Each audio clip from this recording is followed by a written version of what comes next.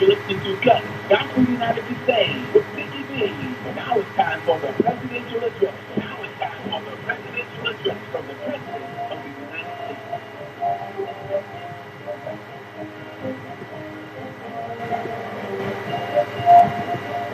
Hi, everybody. On Thursday, I addressed a conference of business leaders from around the world. My pitch was simple. Choose America. Invest in America. Create jobs in America. It speaks to my top priority as president: growing our economy, creating good jobs, strengthening security and opportunity for the middle class. Over the past 3.5 years, our business has created over 7.5 million new jobs. This week, Treasury confirmed that since I took office, we cut our deficit by more than half.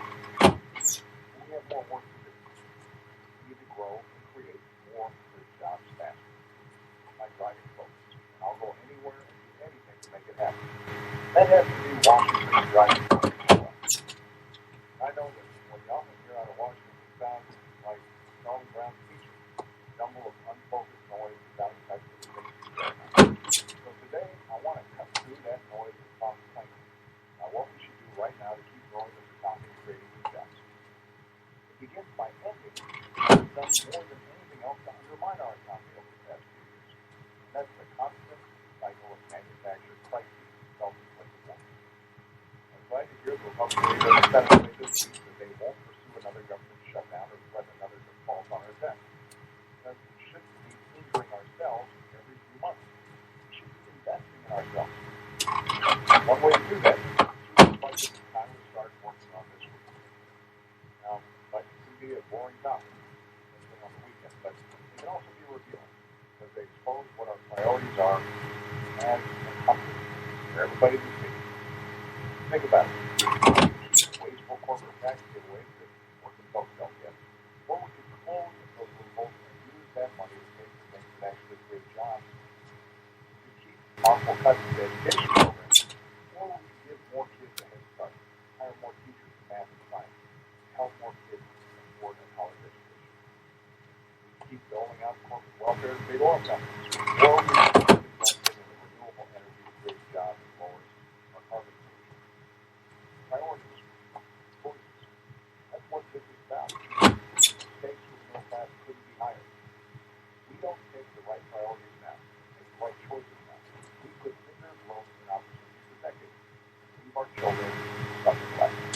That includes the recession with cutting just for the sake of cutting. That doesn't help our economy grow. It's held it back. Remember, our deficits are getting smaller, not bigger. On my watch, they're falling at the fastest pace in 50 years. That gives us room to fix our long-term debt problem without sticking it to young people or undermining our bedrock retirement and health security programs or cutting basic research that helps us grow. Here's the bottom line. Congress has passed a budget that cuts things we don't need, closes wasteful tax loopholes that don't help create jobs, so we can free up resources for the things that actually do create jobs and growth. Building new roads, building new bridges, schools, airports, that creates jobs. Educating our kids and our workers for a global economy that helps us grow. Investing in science, technology, research, keeps our businesses and our military on the cutting edge, and vital for our economic future. The question isn't between growth and fiscal responsibility to keep going. The question can't be how much more we can cut. It's got to be how many more jobs can we create? How many more kids can we educate? How much more shared prosperity can we generate?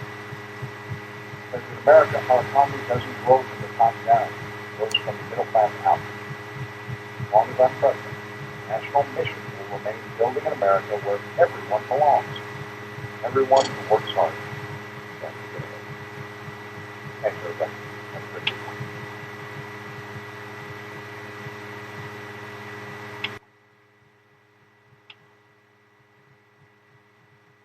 Pastors, ministers, evangelists, and apostles, are you looking to convert your sermons from cassettes to CDs? Are you looking to edit your messages to create ministry series? Or do you want to convert your messages and offer downloads on the internet? Call 754-24-MUSIC. Call 754-24-MUSIC to convert your sermons to CDs. Don't let your powerful messages sit in the corner and store it. Digitize it, edit it, and master your messages on CD for distribution. Convert your sermons for iPods, MP3s. Edit your messages for radio broadcasting and internet streaming. Call 754-24-MUSIC and watch as God convert his people using your gifts. Call Rhythm and Gospel 754-246-8742.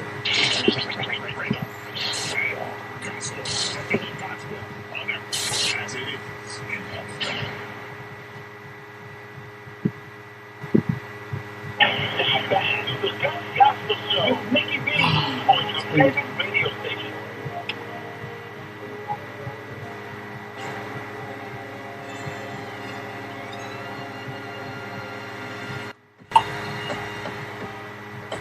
If this deficit reduction plan is passed, we will cut $5 trillion out of the deficit. Now, when you this is the most progressive tax plan this country has seen in decades.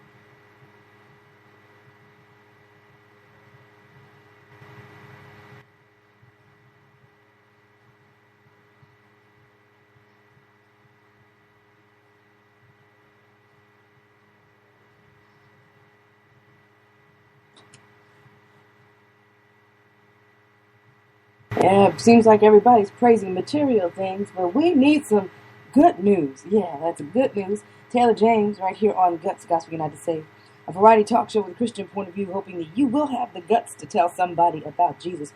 I'm your host, Nikki V, and we thank you so much for tuning into the broadcast and being a part of what God is doing right here and right now. The number to call to join in the conversation, 877-217-5375. That's 877-217-5375. Option number 2 will get you to the broadcast and when we're live. If not, it'll let you know when the next live broadcast will be. And we do thank God for all of you who are tuned into the broadcast and who are listening up and who are attentive unto what God is doing. We are this week dealing with the beginning of Passover. That's our week-to-week series. But we're also going to be we're continuing on in our continuation series, which is developing leaders around you. Before we go further, because we are talking about good news, might as well give you a little news you can use. Something I found interesting, maybe you will as well. And that's the 10 things that you ought to know for today. Yes, it's your daily look at the late breaking news, upcoming events, and the stories that will be talked about on today. Number 1, how police learned LAX shooting suspect's motive. Authorities relied on a letter they found in Paul Cancia's bag and a brief exchange with investigators after he was shot. Number 2, whose trial could further incite Egypt. Ousted Islamist President Morsi is set to appear in court Monday on charges of inciting violence as rifts between his supporters and the security establishment deepen. Number 3, Virginia governor race seen as Obamacare referendum. The results of Tuesday's election could hold clues about voter attitudes heading into the 2014 midterms. Number 4, how Christie is casting himself. A second term is all but assured the New Jersey governor that he may be hinting at a White House bid by stating the only way our state and our country gets better is if people work together across the aisle. Number 5, angst over U.S. drone strike on Pakistan Taliban chief. We fear more bloodshed and more destruction over the American attack because terror groups may take out their revenge on Pakistani citizens, says university student Mohammed Tahir. Number 6, healthcare law gets real. Oh yeah, it's getting live, y'all. With the Obamacare rollout, Americans are now starting to figure out how the new law affects their lives. Number 7, employers seldom give the blind a chance. Sightless people remain largely unwanted in the U.S. workplace despite technological advances that dramatically boost their capabilities. Number 8, Silver Tsunami says no to Social Security changes. As baby boomers retire, they're against raising the age when they can begin collecting benefits, and they don't want cost of living reductions. Number 9, what concerns BP about Gulf spill settlement? The London-based oil giant is worried about that bogus or inflated claims by businesses could cost it billions over the $7.8 billion is estimated in payouts. And number 10, Phillies roll ties NFL record. With 7 scoring passes, the Eagles' backup quarterback matches Peyton Manning's performance from earlier this season. So those are the top 10 things that you need to know for today. And part of a little news you can use. You're listening to Taylor James' Good News right here on Guts, Gospel United to Save, a variety talk show with a Christian point of view, hoping that you will have the guts to tell somebody about Jesus.